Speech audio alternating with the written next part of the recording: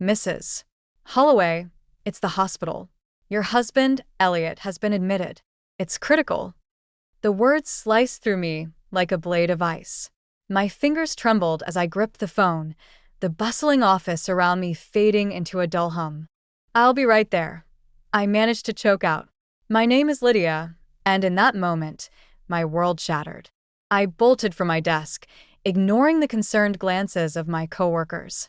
The elevator seemed to crawl, each second an eternity as my mind raced. Elliot and I had just celebrated our 10th anniversary last month. We'd been planning a weekend getaway, a chance to reconnect after months of tension with his family. The cab ride to the hospital was a blur of honking horns and screeching tires. I burst through the emergency room doors, my heart pounding. Elliot Holloway. I gasped at the receptionist. Where is he? A nurse appeared, her face grave. Mrs. Holloway? Please come with me. She led me down a sterile hallway, her words a jumble of medical jargon I couldn't process. All I could focus on was the desperate need to see my husband. He's in a coma, the nurse finally said, her voice gentle. We're doing everything we can, but you should prepare yourself. I stumbled into Elliot's room, my legs barely supporting me. He lay there so still, tubes and wires snaking from his body. This couldn't be real. Just yesterday, he'd kissed me goodbye before work, his smile as warm as ever. Oh, Elliot, I whispered, taking his hand. It was cold, lifeless. Nothing like the strong, comforting grip I knew so well. A commotion in the hallway broke through my fog of grief. Familiar voices, shrill with anger and accusation. Where is he? What have you done to my son? I turned to see Irene, Elliot's mother, storming towards me. Her eyes blazed with fury, and behind her, Hazel, Elliot's sister, wore a mask of contempt. You, Irene spat. This is your fault. If he hadn't married you, that's enough, I said, my voice steadier than I felt. Elliot needs peace right now. Please, just let him rest. Hazel sneered. As if you care. You probably drove him to this, didn't you? I stood my ground, shielding Elliot's bed. Our dream of a happy family had crumbled long ago, but I'd be damned if I let them taint these moments with their poison. Get out, I said, my tone leaving no room for argument. Now. As they retreated, hurling insults, I turned back to Elliot. I squeezed his hand, willing him to wake up, to prove them all wrong. Come back to me, I whispered. We're not finished yet. The steady beep of hospital monitors faded as my mind drifted back to happier times. Elliot and I, standing on an empty lot, our dreams as vast as the open sky above us. This is it, Lydia, Elliot had said, his eyes shining. Our future. I squeezed his hand, remembering the electricity of that moment. It's perfect. We'd scrimped and saved for years, living in a tiny apartment, working overtime, all for this patch of earth where we'd build our life together. The construction process was a whirlwind of decisions, setbacks, and triumphs. Honey, what do you think about this kitchen layout? Elliot asked one evening, spreading blueprints across our makeshift dining table. I studied the plans, imagining future family dinners. It's great, but maybe we could add an island? For more counter space. He grinned. Always thinking ahead. That's my girl. As our house took shape, so did our vision of the future. We'd spend evenings on the half-finished porch, dreaming of lazy Sundays and holiday gatherings. You know, Elliot said softly one night, I've been thinking, once the house is done, maybe we should invite your mom to live with us. I turned to him, surprised. Miriam? Are you sure? He nodded. She's been alone since your dad passed. And with her health issues, I think it would be good for all of us. Tears welled in my eyes. Elliot, I don't know what to say. He pulled me close. Say yes. Family takes care of family. The day we moved in was a blur of boxes and laughter. Miriam's eyes lit up when she saw her room, specially designed for her wheelchair. Oh, kids, she whispered, overcome. It's beautiful. As we settled into our new life, I felt a sense of completeness I'd never known. Elliot, Miriam, and I formed a tight-knit unit, our days filled with small joys and shared moments. But even then, a shadow loomed on the horizon. The first cracks appeared when we announced Miriam's move to Elliot's family. "You did what?" Irene's voice crackled through the phone, sharp with disapproval. "Mom, it's the right thing to do," Elliot insisted. "But what about us? Where will we stay when we visit?" I exchanged a glance with Elliot, sensing the storm brewing. We'd built our dream on a foundation of love and hope, but we hadn't accounted for the shifting sands of family expectations. As I sat by Elliot's hospital bed, those memories swirled around me. Our beautiful home, once a symbol of our future, now felt like a battleground. I clutched Elliot's hand, silently pleading for him to wake up, to help me navigate the choppy waters ahead. "We'll get through this," I whispered, as much to myself as to him. "We have to." The doorbell chimed, shattering the peaceful Sunday afternoon. I exchanged a nervous glance with Elliot before opening the door to greet his family. "Welcome," I said, forcing a smile as Irene swept past me, her critical gaze already scanning our home. Hazel followed, her husband Jonah in tow. "Quaint," she remarked, her tone dripping with condescension. Elliot squeezed my hand reassuringly. "Mom, Hazel, we're so glad you could make it." The tension in the air was palpable as we gathered in the living room. Miriam wheeled herself in, her warm smile a stark contrast to the frosty reception from Elliot's family. "Oh," Irene said, her eyebrows raised. "I didn't realize we'd have company." Elliot cleared his throat. "Mom, you remember Lydia's mother, Miriam. She's living with us now." Hazel's eyes widened. "Living here? But where will we stay when we visit?" "We have a guest room," I interjected, trying to keep my voice level. "There's plenty of space for everyone." Irene's lips thinned. "I see. Well, isn't that convenient?" The afternoon dragged on, a minefield of backhanded compliments and thinly veiled insults. I busied myself in the kitchen, grateful for the reprieve. "Need any help, dear?" Miriam's voice startled me. I turned, seeing the concern in her eyes. "I'm fine, Mom. Just breathe." She patted my hand. "They'll come around. Give it time." But as we sat down to dinner, it became clear that time wasn't the answer. "So, Miriam," Irene began, her voice syrupy sweet. "It must be nice to have your daughter wait on you hand and foot." Miriam's fork clattered against her plate. "Excuse me, Mom," Elliot warned, but Irene pressed on. "I'm just saying, it's awfully convenient. A free nurse, a free place to live. That's enough." Elliot's voice cut through the tension like a knife. He stood, his hands shaking. "Mom, Hazel, I need to speak with you. Now." They retreated to the study, leaving Miriam, Jonah, and me in uncomfortable silence. Muffled voices soon escalated to shouts. "How dare you treat them like this?" Elliot's anger was palpable even through the closed door. "We're your family," Hazel shrieked back. "Not them.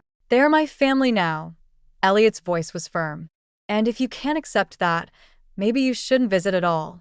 The study door flew open, Irene and Hazel storming out. "We're leaving," Irene announced, grabbing her purse. "Elliot, when you come to your senses, you know where to find us." The front door slammed, leaving a deafening silence in its wake. Elliot returned, his face ashen. "I'm so sorry," he whispered, collapsing onto the couch beside me. I held him close, my heart breaking for the pain etched on his face. This was just the beginning, I realized. The battle lines had been drawn, and our little family was under siege. The weeks following the disastrous family dinner brought no respite. Irene and Hazel seemed determined to insert themselves into our lives at every opportunity, their intrusions becoming more frequent and brazen. One Saturday morning, I awoke to find Irene in our kitchen, rearranging cupboards. "What are you doing here?" I asked, stunned. She barely glanced up. "Elliot gave me a key. This kitchen is a mess, Lydia. I'm just trying to help." I bit back a retort, reminding myself to stay calm. "We didn't ask for help. Please put everything back." Irene's eyes narrowed. "I'm Elliot's mother. I have every right to be here. The confrontations escalated. Hazel would drop by unannounced, criticizing everything from our decor to Miriam's presence. Jonah, her husband, often lurked in the background, a silent but intimidating presence. One evening, I returned from work to find Hazel and Jonah lounging in our living room, feet up on the coffee table. "Where's Miriam?" I asked, alarm rising in my throat. Hazel shrugged. "The old lady was in the way. We told her to stay in her room." I rushed to check on my mother, finding her distressed but unharmed. As I wheeled her out, Hazel's voice dripped with disdain. "Really, Lydia? It's not like she needs the whole house." Elliot tried to mediate, but his attempts only seemed to embolden his family. I could see the toll it was taking on him, dark circles forming under his eyes, his smile becoming rare. "I'm sorry," he whispered one night, holding me close. "I never thought they'd be like this." I stroked his hair, my heart aching. "It's not your fault, love." But as the days wore on, I felt a growing unease. This was our home, our sanctuary, yet it felt like a battleground. I found myself constantly on edge, waiting for the next intrusion, the next cutting remark. The breaking point came when I overheard Irene on the phone, her voice low and conspiratorial. "Don't worry, we'll get rid of them soon enough. Elliot will see reason. That house should be for family, not some gold digger and her crippled mother." My blood ran cold.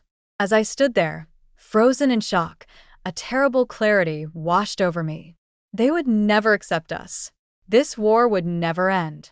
That night, as Elliot slept fitfully beside me, I made a silent vow. I would protect our family, our home, no matter the cost. The battle lines were drawn, and I was ready to fight. Little did I know, the true test of my resolve was yet to come. The shrill ring of my phone pierced the pre-dawn silence. My heart plummeted as I recognized the hospital's number. "Mrs. Wh00re, I'm sorry to inform you, your husband didn't make it." The world tilted on its axis. I stumbled out of bed, barely aware of my actions as I threw on clothes and raced to the hospital. This couldn't be real. Elliot couldn't be gone. The emergency room was a blur of fluorescent lights and pitying glances. A doctor approached, his face grave. "I'm so sorry, Mrs. Wh00re. We did everything we could." I collapsed into a nearby chair, my mind reeling. How could this happen? Just yesterday, Elliot had been fine, laughing as we planned our weekend. A commotion at the entrance snapped me back to reality. Irene burst in, Hazel close behind. "Where is he? Where's my son?" Irene's voice was shrill, her eyes wild. The doctor stepped forward, repeating the devastating news. Irene's wail echoed through the hallway. "No, this can't be happening." She whirled on me, her grief morphing into rage. This is your fault." I recoiled, stunned. "What are you talking about?" Hazel joined in, her voice dripping with venom. "We all know how unhappy Elliot was, living with you, and that burden. Don't you dare speak about my mother that way," I hissed, anger cutting through my grief. Irene advanced, jabbing a finger at my chest. "If he hadn't married you, if he wasn't stuck in that house with your mother, he'd still be alive." The accusation hit me like a physical blow. I stumbled back, my mind reeling. Could they be right? Had our life together somehow led to this? No. I shook my head, steeling myself. Elliot had loved our life, our family. I wouldn't let them taint his memory. Elliot was happy, I said, my voice low but firm. He loved me, and he loved Miriam. Your toxic behavior is what caused him stress, not us. Irene's face contorted with fury. How dare you? We're his real family, not you. As they continued hurling accusations, a cold clarity washed over me. This was it. The final straw. I would not let them destroy Elliot's memory or our life together. I stood, my grief momentarily overshadowed by resolve. Enough. Elliot wouldn't want this. I'm going to say goodbye to my husband, alone. I walked away, their angry protests fading behind me. As I approached Elliot's room, I made a silent vow. I would honor his memory, protect our family, and never let his toxic relatives poison what we had built together. Little did I know, the true battle was just beginning. The day after Elliot's funeral, I dragged myself home, exhausted and numb. All I wanted was to collapse in bed and shut out the world. But as I turned onto our street, something felt off. An unfamiliar car sat in our driveway. The front door stood ajar. Panic rising, I rushed inside. "Mom," I called out. "Miriam." "In here, dear." Miriam's voice, strained and uncertain, came from the living room. I rounded the corner and froze. Hazel and Jonah lounged on our couch, surrounded by half-packed boxes. Miriam sat in her wheelchair, pushed into a corner like an afterthought. "What the hell is going on?" I demanded. Hazel smirked. "Welcome home, sis. Or should I say, our home now." "What are you talking about?" Jonah stood, brandishing a document. "Elliot left the house to Hazel in his will. We're the new owners." The room spun. This couldn't be happening. "That's impossible. We bought this house together." "Check the deed, honey," Hazel drawled. "It's in Elliot's name only. Guess he didn't trust you as much as you thought." I snatched the paper, scanning it in disbelief. How could Elliot have done this without telling me? "This has to be a mistake," I whispered. "No mistake," Jonah said. "We've already started selling some of your stuff. You know, to make room." Red-hot rage surged through me. I lunged at Jonah, but he easily sidestepped, laughing. "Careful now," Hazel warned. "Wouldn't want to add assault to your list of failures." I turned to Miriam, who looked shell-shocked. "Did they hurt you?" She shook her head. "They just showed up, started packing things." "You have until tomorrow to clear out," Hazel announced. "Anything left behind becomes ours." "You can't do this," I snarled. "This is our home. Elliot would never." "Elliot's gone," Hazel cut in, her voice ice-cold. "And you're not family. Never were." I stood there, trembling with fury and disbelief. Everything we'd built, everything we'd dreamed of, was being ripped away. "We'll fight this," I said, my voice low and dangerous. "You won't get away with it." Hazel's laughter was cruel. "Good luck with that. Now, tick-tock. The clock's running out on your squatter's rights." As I helped Miriam out of the house, my mind raced. How could I fight this? Where would we go? One thing was certain, I wouldn't let them win. This was war, and I was ready to battle for everything Elliot and I had built together. The cramped motel room felt suffocating as I paced back and forth, my mind racing. Miriam watched me from her wheelchair, concern etched on her face. "Lydia, dear, please sit down. We'll figure this out." I collapsed onto the bed, burying my face in my hands. "How, Mom?" "They've taken everything." We'd spent the last week in legal limbo, frantically searching for a way to challenge Hazel's claim on the house. But every lawyer we consulted said the same thing. Without my name on the deed, we had no legal recourse. "Maybe it's time to let go," Miriam said softly. I looked up, ready to argue, but the weariness in her eyes stopped me. This ordeal was taking its toll on both of us. "You're right," I whispered, the fight draining out of me. Elliot wouldn't want us living like this, consumed by anger and revenge. With trembling hands, I reached for my phone and pulled up apartment listings. It was time for a clean break, a fresh start. The next few days were a whirlwind of activity. We found a small, wheelchair-accessible apartment across town. It wasn't much, but it was ours. As we packed the few belongings we'd managed to salvage, I came across a photo of Elliot and me on our wedding day. His smile, so full of love and hope, made my heart ache. "I'm sorry," I whispered to his image. "I couldn't protect our home. But I promise, I'll honor your memory by living the life we dreamed of." On moving day, I stood outside our old house one last time. Hazel and Jonah watched from the window, their smug expressions fueling a final surge of anger. But as I turned away, I felt a weight lift from my shoulders. In our new apartment, surrounded by boxes, Miriam reached for my hand. "You know, Lydia, this reminds me of when you and Elliot first moved in together. So full of hope and possibility." I smiled, tears pricking my eyes. "You're right. And we made that tiny apartment a home. We can do it again." As we unpacked, I found myself sharing stories about Elliot, laughing at memories I'd almost forgotten. For the first time since his death, the pain of loss was tempered by gratitude for the life we'd shared. That night, as Miriam slept peacefully in her new room, I stood by the window, gazing at the unfamiliar skyline. The future stretched before us, uncertain but full of potential. "We're going to be okay, Elliot," I whispered to the stars. "I promise." In that moment, I realized that letting go wasn't a defeat. It was the first step towards honoring Elliot's memory and reclaiming our lives. 6 months after moving into our new apartment, I received a call that made my heart skip a beat. It was our old neighbor, Tom.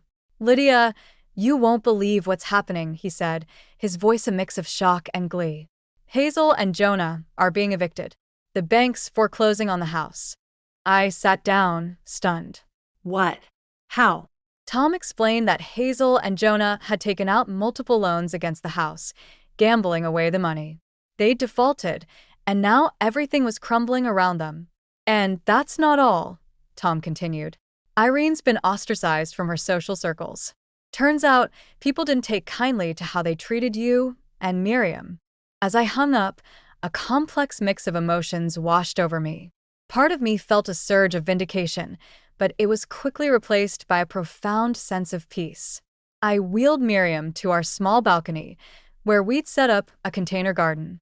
The flowers Elliot and I had planted at our old house were blooming here, a symbol of resilience and new beginnings. "Mom," I said softly, "I just heard about Hazel and Irene." Miriam looked at me, her eyes wise and understanding. "And how do you feel about that, dear?" I paused, reflecting. Honestly, I feel Free. like the last chains of anger and resentment have fallen away. She squeezed my hand. "Elliot would be proud of you, Lydia. You've faced so much with grace and strength." We sat in comfortable silence, watching the sunset paint the sky in brilliant hues. Finally, I spoke again. "You know, Mom, I've been thinking about Elliot's legacy, about how we can honor his memory." Oh, Miriam's eyes sparkled with interest. "I want to start a support group," I said, the idea crystallizing as I spoke, "for people dealing with toxic family situations, to help them find the strength to break free and heal." Miriam's smile was radiant. "That's wonderful, Lydia. Elliot always said your kindness was your greatest strength." As night fell, I looked out at the city lights, feeling a sense of purpose I hadn't experienced since Elliot's death. The pain of loss would always be there, a dull ache in my heart, but it no longer defined me. I thought of Hazel and Irene, feeling a flicker of compassion. They'd lost everything in their pursuit of greed and control. But I'd gained something invaluable, the knowledge that true wealth lay in love, integrity, and the courage to forge one's own path. "To new beginnings," I whispered, raising an imaginary toast to the stars. Beside me, Miriam echoed softly, "To new beginnings." And in that moment, surrounded by the gentle scent of blooming flowers and the warmth of familial love, I knew that Elliot's spirit lived on, not in a house or possessions, but in the kindness and resilience he'd inspired in me. Our story wasn't over. It was just beginning a new chapter.